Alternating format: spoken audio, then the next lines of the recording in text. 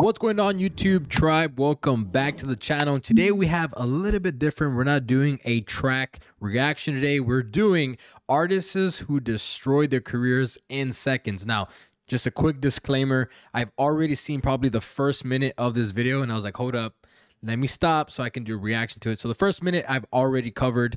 But right now we are live on Twitch. If you want to be a part of this, consider joining the Twitch. There's a link down in the description, as well as Discord, Patreon, all that down there. But if you're new to the channel, consider joining the tribe by hitting subscribe. And let's get into this reaction. Ashley Simpson, Silento, I don't know who those two are. Macklemore, I know who Macklemore is, and I'm pretty sure I know what they're going to talk about here. The Baby, which is very recent. Everybody should know. And I do not know what happened in CeeLo Green. I'm aware of CeeLo Green, but I don't know what happened, what controversial thing happened with him. But let's continue. These artists' careers were never the same after one incident, whether it was from their own terrible decisions or a minor misstep that got blown out of proportion. What'd she do? Today we're going to discuss them all, starting with Macklemore, who leaked a text message that made everyone question what they thought they knew about him. In 2012 and 2013, you could not go anywhere without hearing the song Thrift Shop. Far from your typical rap song, Macklemore flexed $20 and had suburban moms dancing to his funky saxophone. This song spent 6 weeks at #1 on the Billboard Hot 100. Let's not forget, and they're going to talk about it. Like I said, I saw the beginning. Let's not forget, Can't Hold Us and Same Loves were absolute bangers, and they were very pivotal in that year. Like, let's not... Do I think that Macklemore should have won the Grammy for the album Heist? Absolutely not. Good Kid, Mad City should have washed him. But those two, like, especially Same Love, has such a huge impact on the LGBTQ community at that time when it was genuine. Man, dude, he did a lot. He did a lot that year. And, you know, but obviously we're going to get into where all the controversy happened. On the Billboard Hot 100, Mac had one-hit wonder written all over him. He carried the most stereotypical white rapper image that is perceived as corny by hip-hop culture, but he proved everyone wrong with his second hit, Can't Hold Us, which spent 5 weeks at the #1 spot. This track was definitely more of a standard pop track, but 2 Billboard #1s in his first year as a mainstream artist stamped that he was a force to be reckoned with. However, it was all about to come crashing down, as Macklemore would suffer from success. At the 2014 annual Grammy Awards, Macklemore was nominated in 7 categories, the biggest and most prestigious being Best Rap Album and Best Rap Song. After winning Best Rap Performance and Best New Artist, people were happy to see him win 2 Grammys. Nominated for Best Rap Song, I see that, but Best Artist, I can definitely see. The biggest and most prestigious being Best Rap Album and Best Rap Song. After winning Best Rap Performance and Best New Artist, people... Best New Artist and Best Rap Performance, I can see, because performance has a completely different than Best Rap Song and Best Rap Album. But let's continue. We're happy to see him win 2 Grammys. Nominated for Best Rap Song up against Drake, Kanye West, Jay-Z, it seemed unlikely Macklemore... Best Rap Songs, look, Effing Problems, Holy Grail, New Slaves, Started from the Bottom. Those 4 right there are iconic in hip hop. Like, when you think about hip hop, if you play those songs, you think about hip hop 100%. Macklemore Thrift Shop, bro, you think of it as like a YouTube troll song. Like, you don't think that song signifies rap, and that's why this started to stir up a lot of controversy. Would win, but Thrift Shop was in fact the winner of Best Rap Song of 2014, securing him his 3rd Grammy of the night. But what would come next would shock the world. Up against Drake's Nothing Was the Same, Jay-Z's Magna Carta, Kendrick Lamar's Good Kid, Mad City, and Kanye West's Yeezus, Macklemore had absolutely no chance of winning. Everyone was betting on Good Kid, Mad City, bro. Yeezus. Come on, bro. Like, just how? Kendrick, since he without a doubt had the best album of the bunch, but wouldn't be entirely surprised if it went to the other nominees. The hip-hop community was floored when Macklemore and Ryan Lewis's The Heist won Best Rap Album of the Year. The Heist couldn't be a more fitting name for this absolute robbery. Macklemore was being cooked by the hip-hop community online, reminding him in every comment section that he didn't deserve to win. He felt so much pressure that he decided to text Kendrick Lamar and apologize. "You got robbed. I wanted you to win. You should have. It's weird and sucks that I robbed you. I was gonna say that during the speech, then the music started playing during my speech and I froze. Anyway, you know what it is. Congrats on this year and your music. Appreciate you as an artist and as a friend. Much love. We wouldn't have ever seen this text if Macklemore didn't post it to social media, which made it even worse and looked like he was just trying to get in the good graces with the public. Did you ever feel any way about him posting the text message or anything like that? I've seen this interview. Yeah, I think it was uncalled for, to be 100 with you. When he sent it to me, I was like, okay, you know, I could see him feeling that type of way because he a good dude. But I think for confirmation from the world, you know, he probably felt like he had to put it out there, which he didn't need to do. He didn't need to do, but I don't take nothing away from him anyway because I know where his heart is at, he cool. Despite Kendrick being cordial and saying that Macklemore meant well, hip-hop fans could never truly accept Macklemore. Yeah, Kendrick Lamar is a non-confrontational dude, you know. He's just a nice, good-hearted dude. He's not going to be starting beef that is non-threatening. And yeah, this is basically Macklemore's downfall. This is where we just kind of lost him, which is unfortunate. You know, you don't like to see somebody just go, but I do want to give Macklemore his flowers. Like, he came and he had bops. Thrift Shop was just, I don't think it's one of the best songs hip-hop wise, but, you know, it was popular and it was on for 5 weeks. Can't Hold Us, Same Love. I mean, you cannot deny over 1 billion views on one track. He came in the game and he did his thing, but for him to deserve what he got, absolutely not, in my opinion, and I think everybody else's opinion. But yeah, I don't think that this is something that should have destroyed his career. I wonder what happened to him mentally is my question, because it's definitely something that was self-inflicted. That shouldn't have ended his career, but I don't know. Or as a part of the culture. They thought he was disingenuous, and they didn't really like his music in the first place, so this was an easy excuse to forget about him. He stepped out of the limelight, and many people suggest his music was never as ambitious ever again. He felt guilt, and that guilt ate him alive. His 2016 album, This Unruly Mess I Made, sold just 61,000 copies in the first week. Him and Ryan Lewis split up shortly after, and Mac released another solo album, Gemini, that did decent amongst his fan base, but ultimately, he hasn't had any major mainstream success in almost a decade. But unlike Macklemore, DaBaby refused to apologize to anyone, which is leading to one of the dumbest downfalls of all time. Baby exploded onto the mainstream rap scene in 2019 with his hit song Suge, which peaked at number 7 on the Billboard Hot 100. In a world of repetitive melodic trap, DaBaby felt fresh and exciting, providing us with bouncy and fun bangers. He dominated for the next 2 years, constantly having multiple singles on the Billboard Hot 100, and he was in regular rotation on the radio. His track Rockstar with Roddy Ricch was the #1 song for 7 weeks straight, a very tough thing to do as a hip-hop artist. But DaBaby was always known for having a bold personality. He was the type to say whatever he wanted, and if you had a problem, he was more than willing to handle it. He even killed a guy in Walmart. Don't worry, it was self-defense. Well, in July of 2021 on the... And he raps about it, right? Like, DaBaby's one of those guys that can actually sit there and say, you know, F around and find out, because he's killed somebody and gotten away with it because it was self-defense. Crazy, bro. Stage at Rolling Loud, his loose lips got him in major trouble. Maybe some that he can't recover from. You didn't show up today with HIV, AIDS, any of them deadly sexually transmitted diseases that'll make you die in 2-3 weeks. Put a cell phone light in the air. Lady, if your pussy smell like water, put a cell phone light in the air. Fellas, lights up. Fellas, if you ain't sucking nigga in the parking lot, put your cell phone lights in the air. Completely unprovoked and for no reason at all, DaBaby was thinking about gay men and what they do in their free time while he was on stage performing. It's so unprecedented, right? Like, why would he just come out of nowhere and just be like, bro, you know, F all the gay people out there? Why? Like, what happened, bro?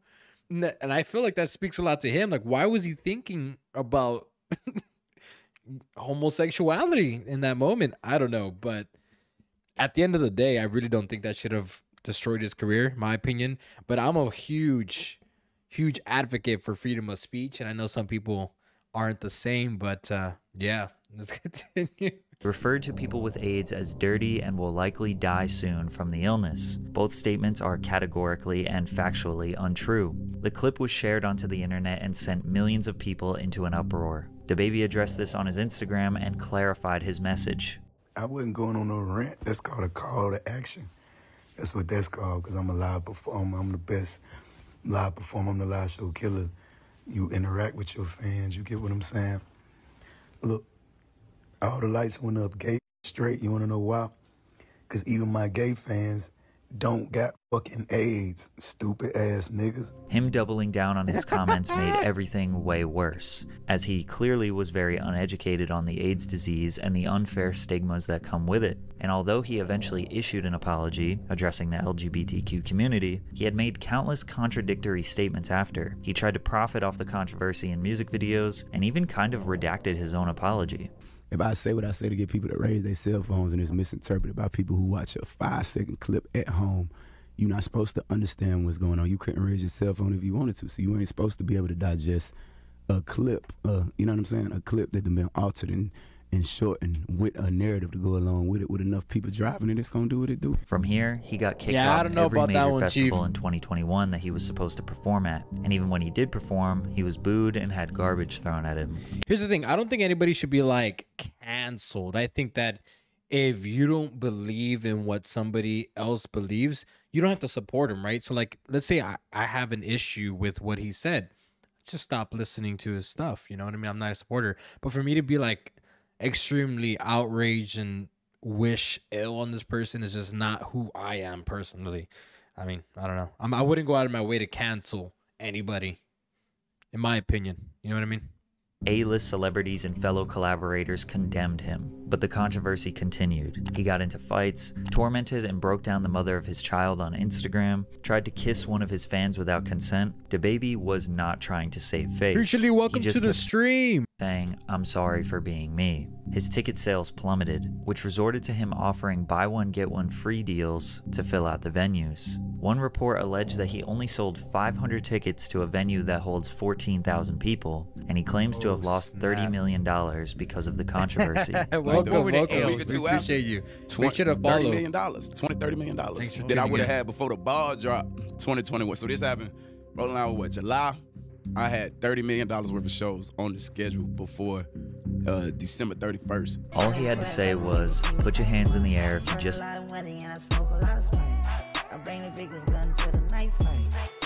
Thanks for the follow. We appreciate you.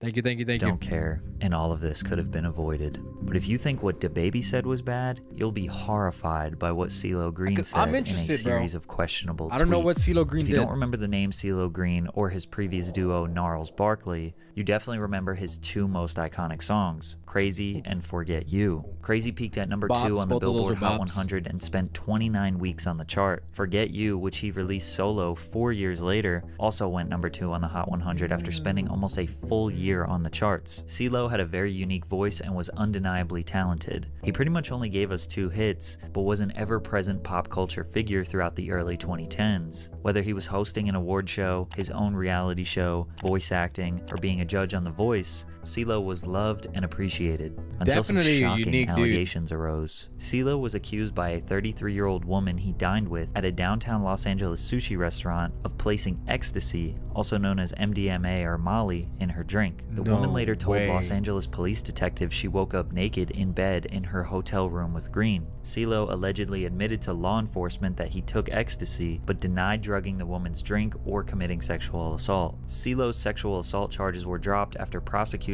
concluded there wasn't enough evidence to take that accusation to court, but he was found guilty on drug charges, which landed him 3 years probation. But it wasn't the nature of the charges that ruined his career, it's what he said on Twitter after the case. After being criticized by people in public tweets, he decided to respond. Women who have really been R-worded, remember, but point taken. I didn't know this. Was this like low key? It couldn't have been. This had to have gone in the mass media, right?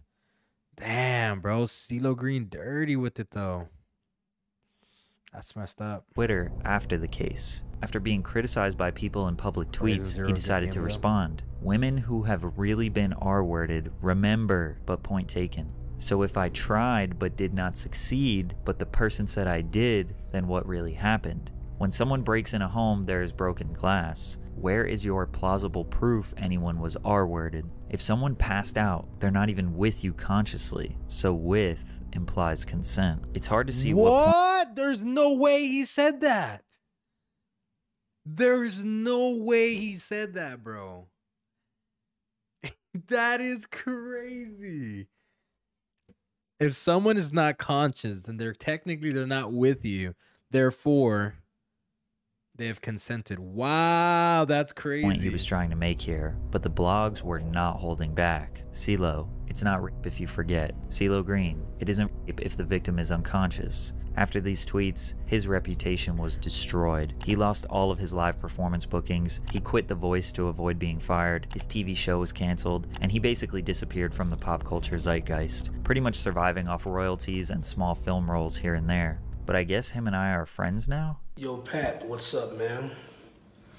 I'm assuming that your friends call you Pat. My friends do call me Pat, so... And, I consider myself to be one of your friends. I consider myself to be one of your friends. The next person on our list lost her career from something that was totally out of her control. In fact, it may have even been a setup. Janet Jackson is a woman who needs no introduction. She is the youngest of the 9 iconic She looks just like Michael Jackson, bro.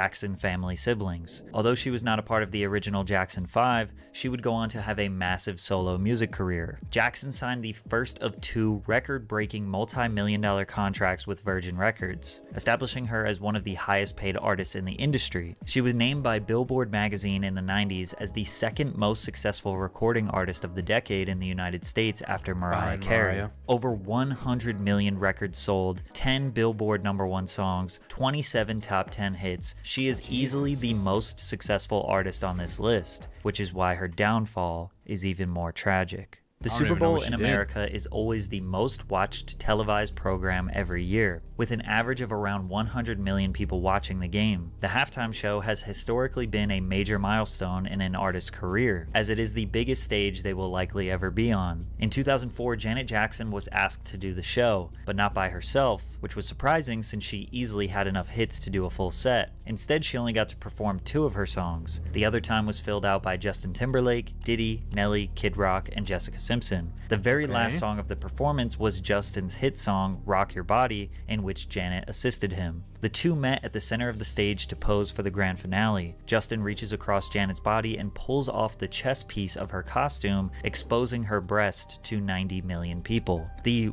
wardrobe malfunction is considered the biggest controversy in televised history. This incident— How do I not know about this? was actually the inspiration for YouTube because of the difficulty finding footage to rewatch online. Now, to some degree, this was planned. Justin's intention was to pull the leather piece off her chest and expose the red underneath, but he ripped too much. In the split second the camera was on Janet, you can see her look down in shock. She tried to cover herself while Timberlake stood holding the ripped pieces of her costume and bra. No! The FCC received more than 500,000 complaints after the performance. CBS was fined— Bro, who's complaining about that? Why are you complaining about that? Oh, Lord. Come on now. We're all adults. $550,000, and the halftime sponsor AOL demanded a return of the $10 million advertising cost they paid to the NFL. I wouldn't be complaining, Justin apologized, MTV apologized, Janet apologized, even though she later regretted it because it was an accident. The media went into an all-out frenzy. The FCC investigated the halftime show to see if this was a plan. Why is her career destroyed after this? Do you know what I mean? Like, if anything, she should be the victim in this. You know what I mean? I don't know. See, this list kind of like, I don't completely agree with it, to be honest. And media stunt meant to shock the world, citing that because she was wearing a nipple covering, that was evidence this was all set up. Class action lawsuits were filed against Janet by random citizens, claiming that her sexually explicit performance deserved maximum punitive damages. Every talk show host in the nation dragged her. Viacom had to pay out $3.5 million to settle various indecency complaints, so they went and banned all radio and TV stations that they owned from playing any of Janet Jackson's music. Janet was blackballed from the music industry over an accident, and Justin was not punished at all, even though it was definitely his fault. There is no doubt her punishment was unfair and likely due to her gender and race. Her career after that wasn't totally dismantled. She did have a #1 album, a Grammy nomination, some light Billboard presence, but this incident lingered like a dark cloud over her head for many years, and slowly she faded out of the mainstream. I am one of those women who have been gagged, both literally and emotionally, women who have been abused, women who have been intimidated, women who have lived in fear. I stand with you. You are my sisters.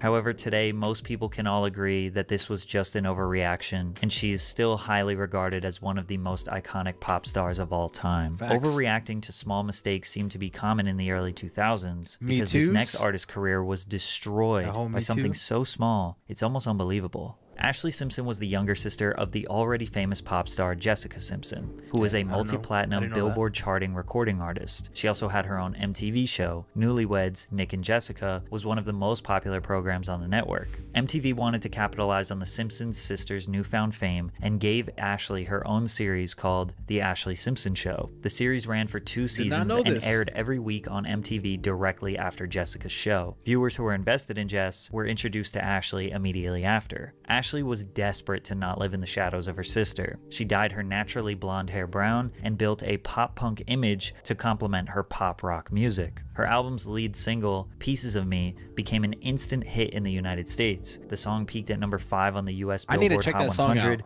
I feel like I've heard it. That sounds like a very familiar track. And sold over 500,000 copies nationwide. Ashley's debut album was released. Let's check it out right now, actually.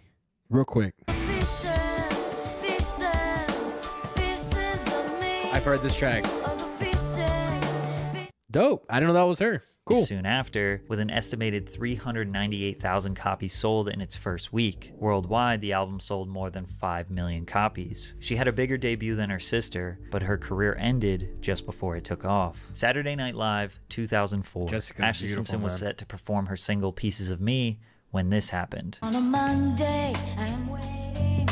Tuesday, I am fading.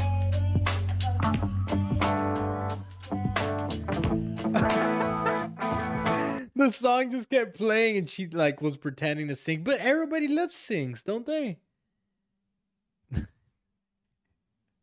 That's actually embarrassing, but that's not career ending though, right? Look at the way she danced. She was so awkward. Single Pieces This is the most replayed out of the whole video, bro. This happened. On a Monday, I am waiting. Tuesday, I am fading.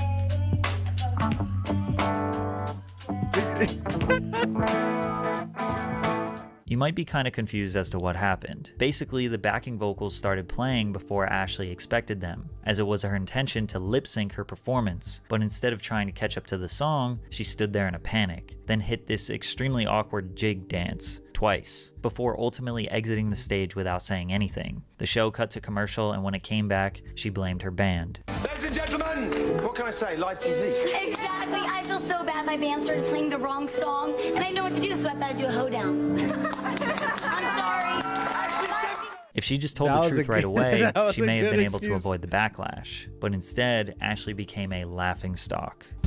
On a Monday, you saw me. On Tuesday, you called me. On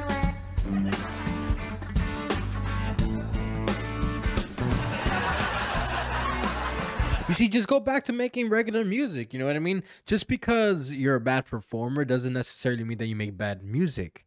Pieces of Me was fire. Go back to making tracks like that. See, this is why I don't understand this list. I may be nitpicking instead of just sitting back and enjoying the video. I might be being a douchebag right now by just overly critiquing the video, but I don't know, man. I haven't seen the one with Justin Bieber.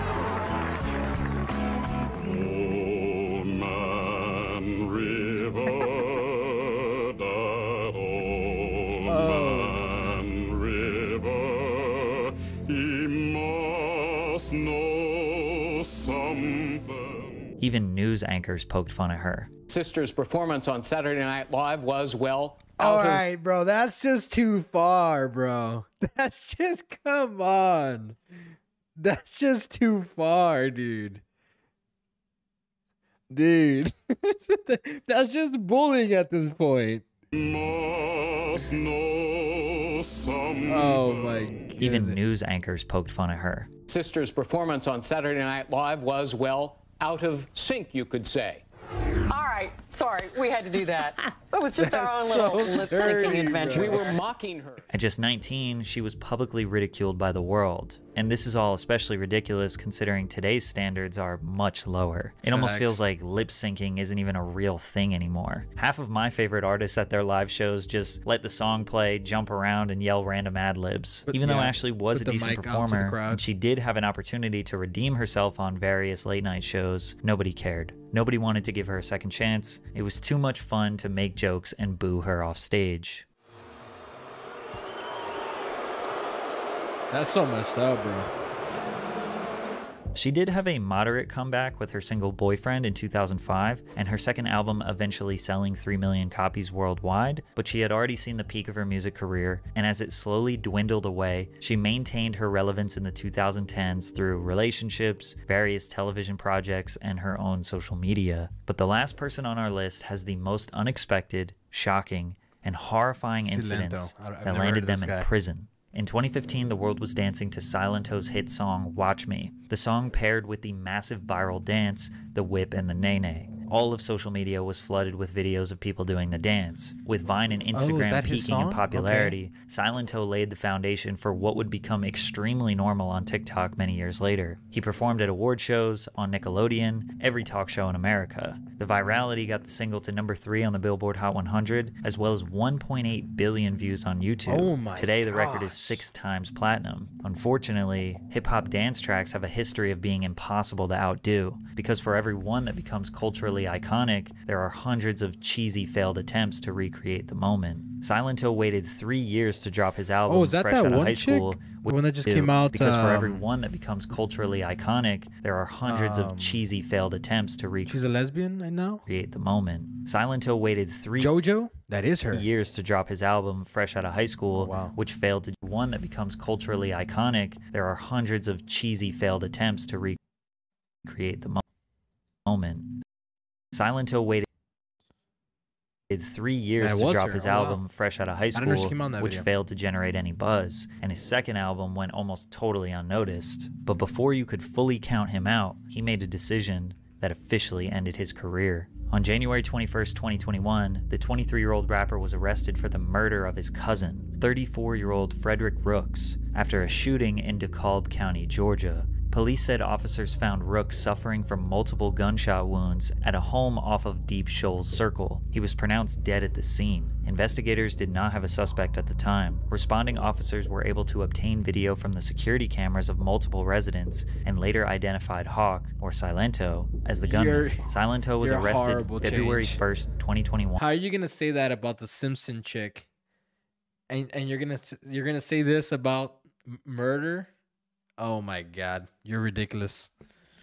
Time him out, Lazardi. Time him out. And then for later a couple indicted minutes. by a Georgia grand jury on 4 felonies: 1 count of malice murder, 1 count of felony murder, aggravated assault, and gun possession during the commission of a felony. As of now, the court has deemed Silentto unfit for the safety of the public and will remain incarcerated until further trial. Since the trial has not started yet, we don't know how he did it, we don't know why he did it, and we don't know how long he might be in jail. But we do know is that his career is officially over.